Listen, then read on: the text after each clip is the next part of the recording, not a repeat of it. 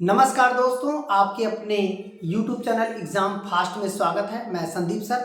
आज आप लोगों को बिहार स्पेशल, जो कि बिहार शिक्षक हो, चाहे बिहार एसआई हो, चाहे बिहार पुलिस हो, सभी परीक्षाओं में काफ़ी बेहतर यहाँ से क्वेश्चन पूछे जा सकते हैं। उनका कंटेंट लेवल और बिहार में पूछने के जो प्रक्रिया है बीपीएससी की, वो इसी टाइप के हैं जो मेरे क्वेश्चन मैंने बनाए हैं। तो चलिए हम लोग आते हैं। यहाँ पहला क्वेश्चन देखते हैं।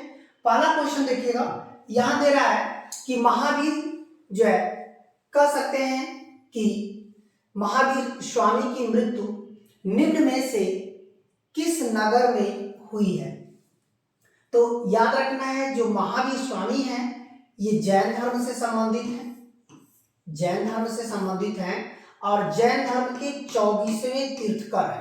पहले हमको ये समझना है, 24वें तीर्थकर हैं। इनका जन्म जो है बिहार के ही वैशाली में हुआ था। बिहार के वैशाली में इनका जन्म हुआ है, जिनको हम लोग कहते हैं कुंडलवन। ठीक है, ये हो गया। इनके बचपन का नाम यदि प्रॉपर देखा जाए, मतलब इनके बचपन का नाम क्या था? वर्धमान था। वर्धमान महावीर स्वामी के बचपन का नाम था। अब आते हैं कि यह अपने भाई से जो है, इन्होंने अनुमति लेकर के गृह त्याग दिया और ऋजुपालिका नदी के किनारे, ऋजुपालिका नदी के किनारे 42 वर्ष की अवस्था में इन्हें ज्ञान प्राप्त हुआ। हालांकि वो जो ऋजुपालिका नदी में जहां ये ज्ञान प्राप्त हुआ, वो कौन सा वृक्ष था? शाक। शाक मतलब होता है बरगद। याद रखिएगा, यदि हम लोग सीधे सीधे बात करें महावीर स्वामी का, तो ये बरगद, और यदि गौतम बुद्ध की बात करें तो पीपल का वृक्ष है।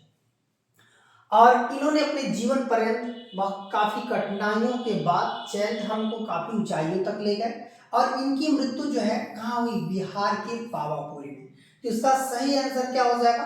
बिहार का पावापुरी। ठीक है, तो चलिए हम लोग और आगे बढ़ते हैं अगले क्वेश्चन की तरफ।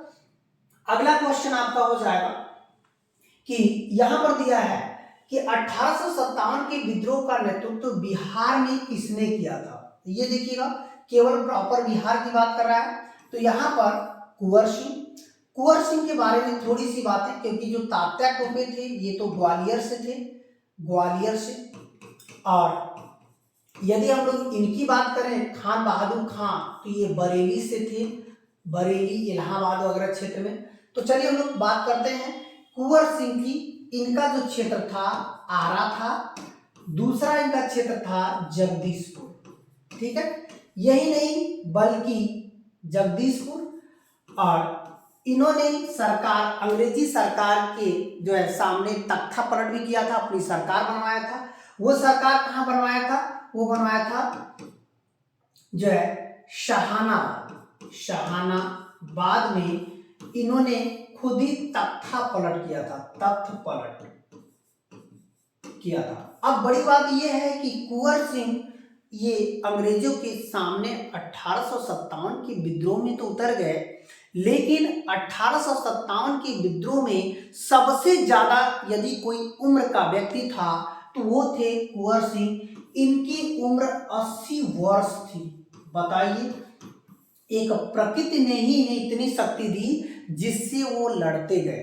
हालांकि ये आरा के साथ साथ हमारे यहाँ उत्तर प्रदेश का यदि देखा जाए तो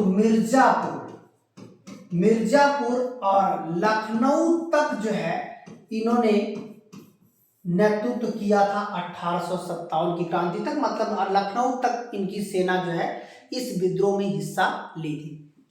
हालांकि ये जगदीशपुर में ही मारे गए अंग्रेजों से, काफी 1858 में जो है अंग्रेजों से संघर्ष करते हुए ये घायल हो गए और वहीं पर उनकी मृत्यु हो गई। तो ये बातें हम लोग जो है इनसे सीखते हैं और इसका सही आंसर क्या हो जाएगा? कुंवर सिंह। तो यहाँ पर तख्ता पलट करके कहाँ पर इन्होंने सरकार बनाई थी? शहानाबाद। अंग्रेजों का तख्ता पलट इन्होंने कहाँ पर किया था? तो ये हो जाएगा शहानाबाद। ठीक है, आरा और जगदीशपुर से इन्होंने 1857 का नेतृत्व किया था। ये पूरे विद्रोह में सबसे उम्रदराज थे। 80 साल का कोई व्यक्ति इतने बड़े विद्रोह का अंजाम देता है तो वो व्यक्ति थे कुंवर सिंह। ठीक है, तो अब ये क्लियर हो गया। चलिए हम लोग और आगे बढ़ते हैं अगले क्वेश्चन की तरफ। अगला क्वेश्चन देखिए है, विश्व का सबसे ऊंचा कहा जाने वाला विश्व शांति स्तूप ये कहां पर है? ये विश्व शांति स्तूप जो है वैशाली में है, नालंदा में है, राजगृह में है कि पटना में? तो इतना ध्यान रखिएगा, ये कहां पे है? राजगृह में है, जो विश्व का सबसे ऊंचा शांति स्तूप है। चलिए और आगे बढ़ते हैं। ये बिहार स्पेशल बहुत ही महत्वपूर्ण है आपके परीक्षाओं के लिए। अगला क्वेश्चन है कि जो नील विद्रोह हुआ था, निम्न में से किसने नील की खेती के संबंध में चंपारण, यहां पर देखिएगा चंपारण सत्याग्रह में महात्मा गांधी को आमंत्रित किया था? इसे हम लोग कहते हैं नील आंदोलन या इसे चंपारण आंदोलन कहा जाता है। चंपारण आंदोलन, इसकी कहानी थोड़ी सी समझ लीजिएगा ताकि एकदम क्लियर रहेगा। चंपारण आंदोलन ये घटना हुई थी 1917 में। ये हमारे महात्मा गांधी का ये पहला सत्याग्रह था। महात्मा गांधी का प्रथम सत्याग्रह। ये सत्याग्रह कैसे बना ये भी ध्यान रखना है। दरअसल नील आंदोलन मतलब होने का तात्पर्य था चंपारण। यहाँ पर 3/20 भाग पर नील की खेती कराई जाती थी, जिससे किसानों के खाद्यान्न में कमी आ गई थी। चलिए ठीक है, खाद्यान्न में कमी आ गई और किसान लगातार जो है, और वहां पे ददनी प्रथा भी लागू कर दिया, जिससे इनकम में भी, आय जो थी उसमें भी कमी आ गई। तो ऐसा देखते हुए गांधी जी वहां नहीं जाना चाहते थे, लेकिन लखनऊ में कांग्रेस का एक अधिवेशन हो रहा था। लखनऊ अधिवेशन, ये देखिए लखनऊ अधिवेशन कब हुआ? 1916 में। लखनऊ जो अधिवेशन हो रहा था उसी समय राजकुमार शुक्ल वहां पहुंचते हैं और इन्हें चंपारण आने का जो है न्योता दे देते हैं। हालांकि चंपारण आने का न्योता दे देते हैं और वो चंपारण जाते नहीं हैं। वहां को उनके ही कुछ खास व्यक्ति जैसे एन जी रंगा, ये बार बार क्वेश्चन पूछता है, जो इनका प्रथम सत्याग्रह जो चंपारण आंदोलन था उसका विरोध किसने किया था? किस भारतीय ने उसका विरोध किया था? एन जी रंगा, क्योंकि ये भी एक जो है बागान मालिक के रूप में ही काम कर रहे थे और किसानों का शोषण कर रहे थे। तो ये पॉइंट आपको एकदम क्लियर होना चाहिए, ताकि बिहार का एक थीम जो है इस तरह के क्वेश्चन को पूछने में बहुत आगे है। तो यदि हम पॉइंट टू पॉइंट ऐसे क्लियर करते जाएंगे तो शायद आप बिहार की किसी भी परीक्षाओं में आसानी से निकाल सकते हो। ठीक है, तो ऐसे ही आपको अंत तक बने रहना है ऐसे पॉइंट को देखने के लिए। तो चलिए हम लोग और आगे बढ़ते हैं। अगला पॉइंट हो जाएगा, अगला पॉइंट है आपका, कह सकते हैं कि इनमें से कौन सी फसल बिहार की प्रमुख फसल नहीं आती? मतलब प्रमुख फसल में है ही नहीं। चावल है बिहार की फसल, गेहूं है, मक्का है, लेकिन गन्ना जो है बिहार की फसलों में नहीं आता है। गन्ना याद रखिएगा 3 राज्य की सबसे प्रमुख फसल है। कौन कौन सा? एक आपका उत्तर प्रदेश सबसे ज्यादा गन्ना होता है, सेकंड पे महाराष्ट्र सबसे ज्यादा गन्ना, लेकिन गन्ना का एक प्रति हेक्टेयर उत्पादन सबसे ज्यादा कहाँ होता है? तमिलनाडु। ये देखिएगा, कह सकते हैं तमिलनाडु। तमिल में जो है गन्ना का प्रति हेक्टेयर उत्पादन काफी ज्यादा होता है। यहाँ पर देखिएगा सबसे ज्यादा जो है यूपी में होता है। तो ये बिहार की जो है प्रमुख फसल नहीं है। ठीक है, तो चलिए हम लोग और आगे बढ़ते हैं, अगला पॉइंट की तरफ बढ़ते हैं। बिहार में सर्वाधिक वनीय क्षेत्रफल किस जिले का है? मतलब जो वन का जो क्षेत्रफल रहा है बिहार में सबसे ज्यादा किस जिले में इस तरह से देखने को मिलता है? जमुई, भभुआ, नवादा, शेखपुर। तो याद रखिएगा भभुआ में सर्वाधिक वन है बिहार में। बिहार के किस जिले में सबसे ज्यादा वन है? तो ये हो जाएगा भभुआ। भभुआ बिहार का एक बड़ा जिला भी माना जाता है। ठीक है, तो चलिए हम लोग और आगे बढ़ते हैं। अगला क्वेश्चन देखिएगा, कह रहा है कि इनमें से कौन सा व्यक्ति बिहार विभूति के उपनाम से जाना जाता है। बिहार विभूति के नाम से जो है किसको मानते हैं? राजेंद्र प्रसाद को, जयप्रकाश नारायण को, जगजीवन राम को, अनुग्रह नारायण सिंह को। तो इसका सही आंसर क्या हो जाएगा? अनुग्रह नारायण सिंह को बिहार विभूति के रूप में जो है जाना जाता है। ठीक है, तो इसका मतलब है कि यदि हम लोग कहें राजेंद्र प्रसाद को किस नाम से जाना जाता है? बाबू के नाम से जाना जाता है। और जयप्रकाश नारायण को यदि देखा जाए तो बाबू को नाम से जो है इन्हें जाना जाता है। ठीक है, जगजीवन राम को। तो इस तरह से हम लोग देखें तो जयप्रकाश नारायण जो है ये जो है कर सकते हैं अलग अलग पॉइंट में, यहां से भी क्वेश्चन दिया जा सकता है। चलिए हम लोग और आगे बढ़ते हैं। अगला पॉइंट हो जाएगा आपका कि वज्जिका। वज्जिका ध्यान रखिएगा, एक भाषा है। ये किस क्षेत्र में, बिहार के किस क्षेत्र में बोली जाने वाली भाषा है? छपरा, दरभंगा, वैशाली, पटना। तो ये जो है वज्जिका कह सकते हैं कि दरभंगा में बोली जाने वाली एक भाषा है। ठीक है, आगे बढ़ते हैं अगले पॉइंट की तरफ। अगला पॉइंट हो जाएगा ग्रीन बजट पेश करने वाला जो बिहार है, भारत का कौन सा राज्य बना? ग्रीन बजट पेश करने वाला, तो इन्वायरमेंट के तहत जो है ग्रीन बजट की बात कर रहे हैं। तो बिहार कौन सा राज्य है? भारत का पहला राज्य था जिसने 2020-21 में ग्रीन बजट पेश किया था। 2020-21 में ग्रीन बजट। तो यहां से भी एग्जाम में क्वेश्चन दे सकता है। ठीक है, तो इसका ये क्या हो जाएगा? पहला राज्य।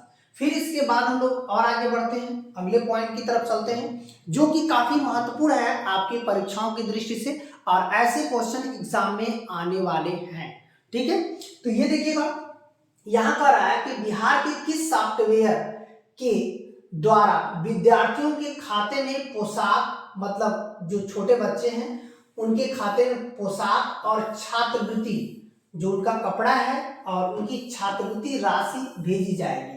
ये बिहार सॉफ्ट है, सॉफ्ट ट्रांसफर है, मेघा सॉफ्ट है या डीजी ट्रांसफर है। तो इसे हम लोग मेघा ट्रांस जो है सॉफ्ट के तहत हम लोग क्या कर सकते हैं? बिहार की छात्रवृत्ति राशि जाएगी और पोशाक। याद रखिएगा जो बीपीएससी शिक्षक करा रही है भर्ती, उसमें ऐसे क्वेश्चन पूछा जाना काफी लाजमी है।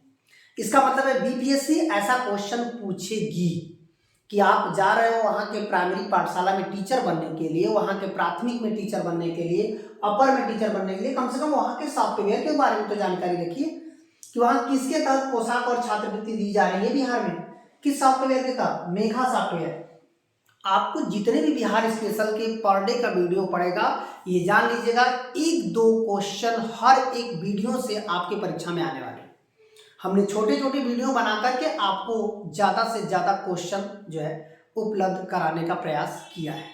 अब देखिए, तो यहाँ पर बीपीएससी शिक्षक में यहाँ से क्वेश्चन आ सकते हैं, बिहार एसआई में क्वेश्चन आ सकते हैं, बिहार पुलिस में क्वेश्चन आ सकते हैं। तो इस चीज को ध्यान रखना है कि यहाँ से क्वेश्चन बन सकते हैं। चलिए हम लोग और आगे बढ़ते हैं। यहाँ पर देखिएगा कह सकते हैं कि बिहार जो कि महिलाओं के लिए सबसे ज्यादा काम करता है, तो बिहार में महिलाओं के लिए द्वारा अपना बैंक का संचालन, मतलब महिलाओं के लिए अपना बैंक, एक अपना बैंक का संचालन किया जा रहा है बिहार में महिलाओं के लिए, जो कि कह सकते हैं पटना में है कि मुजफ्फरपुर में है कि आपका गया में है कि दरभंगा में।